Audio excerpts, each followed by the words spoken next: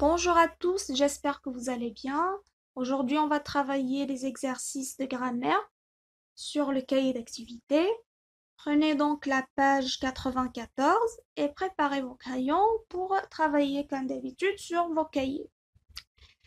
Avant de commencer les exercices, il faut tout d'abord rappeler la règle de la leçon, et c'est ce que vous avez en haut de la page sur l'encadrement. Les adverbes précisent le sens du verbe ou de l'adjectif qualificatif et c'est ce qu'on a vu la dernière fois pendant la leçon. Alors, quand il s'agit d'un verbe d'action, je vous donne des exemples comme par exemple marcher, lire, écrire, voyager, manger, chanter, danser, sauter, dormir, rentrer, sortir, d'accord? Alors les verbes d'action, un verbe d'action, lorsqu'il est suivi d'un adverbe, alors cet adverbe précise le verbe, d'accord? Lorsque vous avez un adverbe après un verbe d'action, on dit que l'adverbe précise le verbe. Par exemple, alors j'espère que vous avez compris ce que c'est qu'un verbe d'action. D'accord?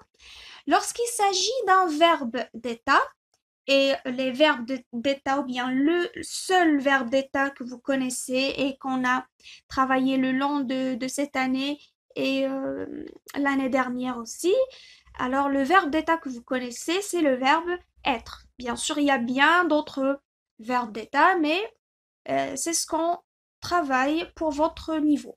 Alors, lorsque vous avez un adverbe entre un verbe d'état, d'accord? On prend l'exemple du verbe être.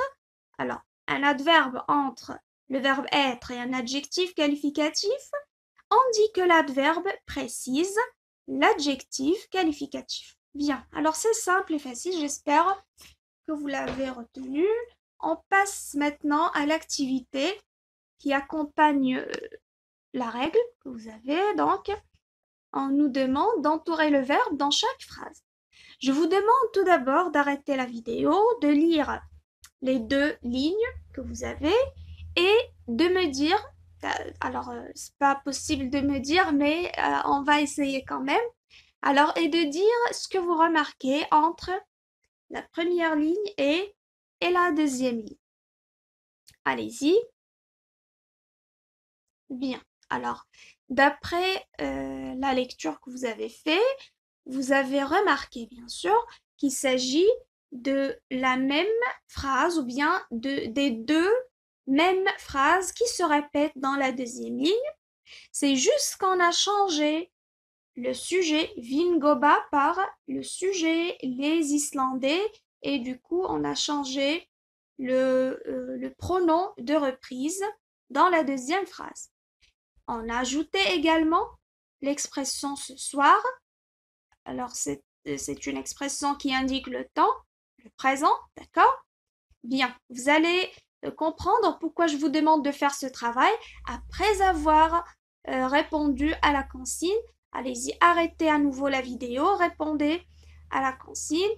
Donc, entourez l'adverbe de chaque phrase. Ici, vous avez 4 phrases, c'est-à-dire 4 adverbes. Bien. Alors, bien sûr, vous avez trouvé les adverbes. Vous avez le premier adverbe, c'est chaudement, d'accord? Et remarquez bien qu'il est précédé d'un verbe d'action, comme marcher, se lever, se sortir, entrer, sauter, manger, etc. Donc ici, l'adverbe précise le verbe. Bien. On passe. Elle met une doudoune très épaisse. D'accord?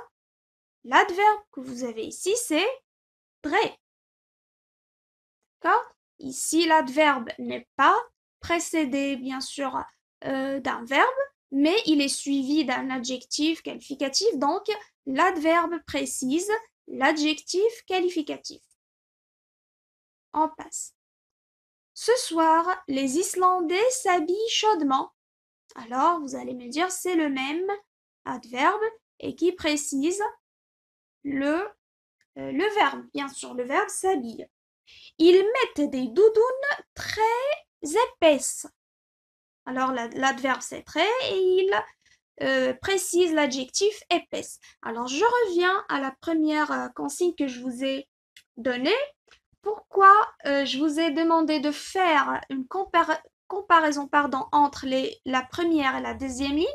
C'est pour constater que même si on change le sujet et automatiquement on change le verbe, d'accord? Alors ici, on a transformé, si vous voulez, la phrase au pluriel en changeant le nom propre Fingoba par le groupe nominal les Islandais, qui est un groupe nominal pluriel. On a changé le verbe aussi, il s'est mis au pluriel. Encore la même chose pour la deuxième phrase. Qu'est-ce qu'on constate? Que l'adverbe n'a pas du tout changé dans les 4 phrases. D'accord? Alors, ce travail, c'est pour, si vous voulez, stabiliser la notion de la deuxième partie de la règle, c'est que les adverbes sont des mots invariables, même si toute la phrase change, l'adverbe s'écrit toujours de la même façon. Il ne s'accorde ni en genre ni en nombre.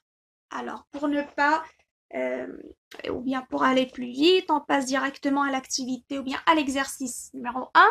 Je souligne les adverbes, j'entoure le verbe ou l'adjectif qu'il précise. Alors, on va faire le même travail, mais cette fois-ci, on est appelé à entourer le mot que précise l'adverbe de chaque phrase. S'il s'agit d'un verbe ou bien d'un adjectif qualificatif, on doit le souligner. Je vous demande bien sûr d'arrêter la vidéo et de faire ce travail et on continue après. Bien, alors le gardien du musée surveille attentivement les œuvres d'art. Bien sûr, ici, la réponse de la première consigne, c'est attentivement. Alors, attentivement, c'est l'adverbe. Il précise un verbe ou bien un adjectif qualificatif. Bien sûr, il précise le verbe surveille. Bien. B. Les hommes préhistoriques ont peint de très belles peintures sur les parois de grottes. Alors, vous avez l'adverbe, très, qui bien sûr précise l'adjectif belle. D'accord? Certaines peintures sont parfaitement conservées. Alors, vous avez l'adverbe parfaitement.